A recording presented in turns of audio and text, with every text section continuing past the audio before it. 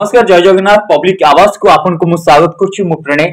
आमे आसी पहुंचीथिलु उत्तर भुवनेश्वर सर्व भारतीय गंडरपुर कप एंड फुटबॉल टूर्नामेंट रे आपन जानिथिबे 8 डिसेंबर रु 15 डिसेंबर पर्यंत ये आरंभ होई सारछि।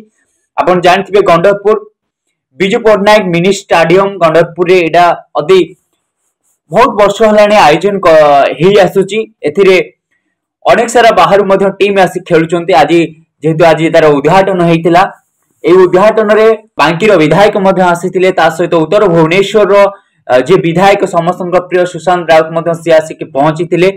जे को आयोजन करचंती गंडरपुर माटी रो पुओ गंडरपुर माटी जहा को भल पाए से होचंती हीरा भाई तांको में धन्यवाद दबा पई चाहबू। ए भला फुटबॉल टूर्नामेंट जेतोळ हजी हजी जाउची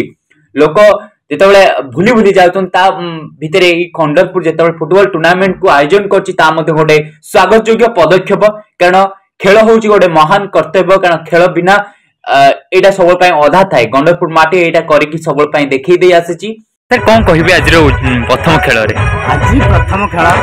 भारी उत्साह लागुछ करिया पई आशा रखिथिले आज सब वर्ष एई दिने खेल को करिया पई दर्शक माने छुटी आसନ୍ତି बहुत उपभोग करନ୍ତି मन को केमिति रहिछ एठिकार माहौल बहुत भलो पाग भी आज भलो अछि आज पाग सेति पई खेलाड़ी मानक सहित दर्शक मानकर समस्त उत्साह अछि ए खेल कोन कहउ चाहिबे भाई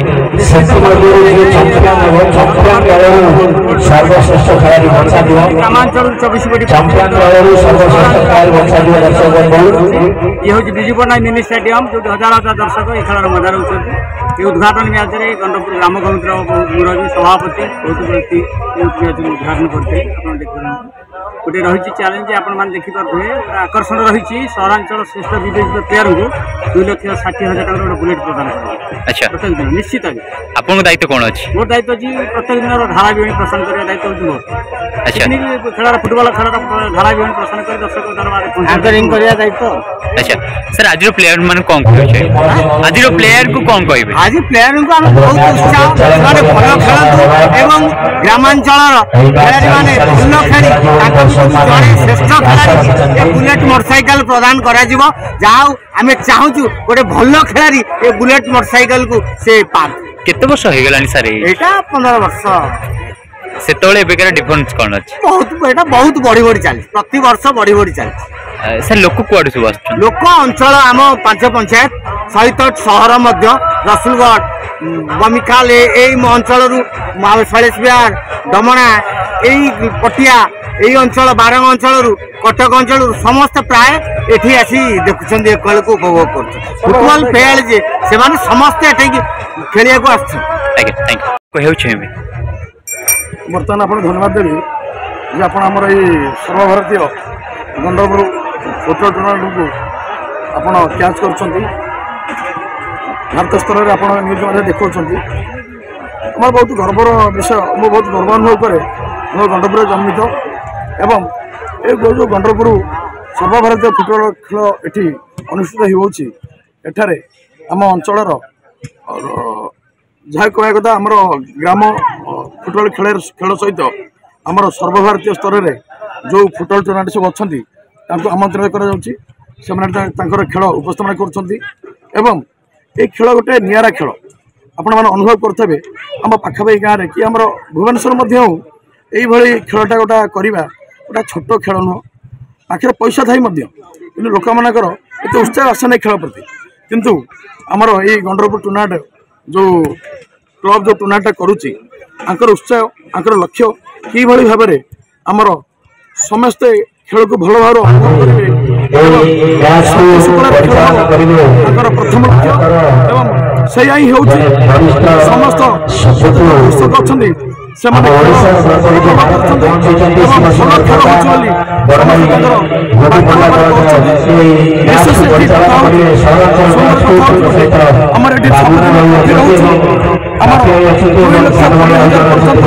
बुलेट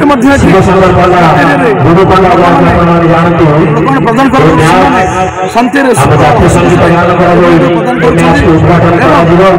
एठार जो खेल से चलू उन्नत उन्नत धरण उन्नत उन्नत धरण ही चलो सब गाँव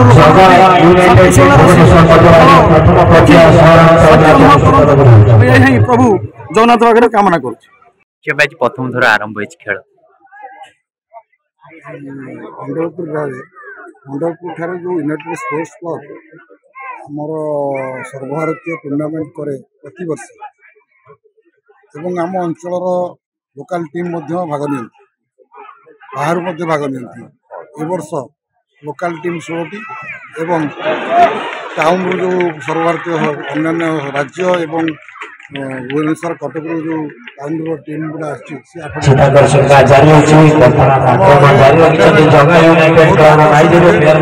हजार लोक भाग नि आज प्रथम दिन देखिए कौ टाइप समागम आगु काली ठार लोक प्रबल संख्यार लोक आसवे लोक मैंने बहुत भल पाती आम अंचल ये बहुत प्लेयर आम उतारीचु से सर्वभारतीय स्तर में खेली सर्वभारतीय स्तर में विभिन्न सरकारी संस्था चाकरी पाई आमर विशेषकर आम विधायक उत्तर विधायक सुशांत कुमार राउत परिचालना करती यार सब दायित्व नि सान भाई हिरो जी नव कुमार राउत से मुख्य उद्योक्ता भाव में ये खेल को परिचालना करें गंडरपुर सब ग्राम मुरबी माने युवक माने समस्ते पूर्ण मात्रा सहयोग करते टूर्नामेंट को सफल करने अहर उद्यम कर केमती रही आज खेल all India football tournament Gandarpur cup 2024 आज फास्ट डे फास्ट डे देवली बनाम यूजीसी यूनिवर्सिटी मैच खेल प्रथम मैच से यूजीसी यूनिवर्सिटी 2-0 गोल विजय लाभ करते second match supreme football team Baraipur और मांछावाणी क्लब टांगीबंध मध्य खेल होता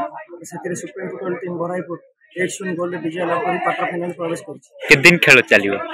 15 तारीख पर्यटन चलो 7 दिन खुशी लगला एठिकार मिनी स्टाडियम पूरा चारि आपण देखिबे चारिकरण माध्यम खाली लोकंकर भरपूर ता सहित खेलाड़ी मानकर मते उत्साहित थिला जातीय संगीत गान सहित खेल आरंभ हो सारी आपण देखि पारिबे एते शांत परिवेश मध्य रे गंडरपुर खेल आयोजन करछि ता मध्य धन्यवाद सब क्षेत्र रे समस्तंकर मुहरे जिया को आयोजन करि पारचोंती से होचोंती हीरा भाई कारण तांकर जो रही योगदान अतुलनीय कारण से केबे सामना को आसंती सबल पछे थाई कि सबल गंडरपुर माटी अवदान रही सहित अनेक सारा टीम मेंबर मानकर मिलित अनुकूल गंडरपुर फुटबॉल टूर्नामेंट आयोजन हो पारिछि आर मध्य जेतले आमे सुनिथिलु पचारथिलु आर मध्य प्राइजेस जेते रही तार मध्य गोटे बुलेट बाइक मध्य रही जहाँकि 2,60,000 टंकार मध्य रही ता तो बाकी अपडेट आमे देई आसछु आपन को भल पाइबा सबल पब्लिक आवाज प्रति थाउ थैंक यू।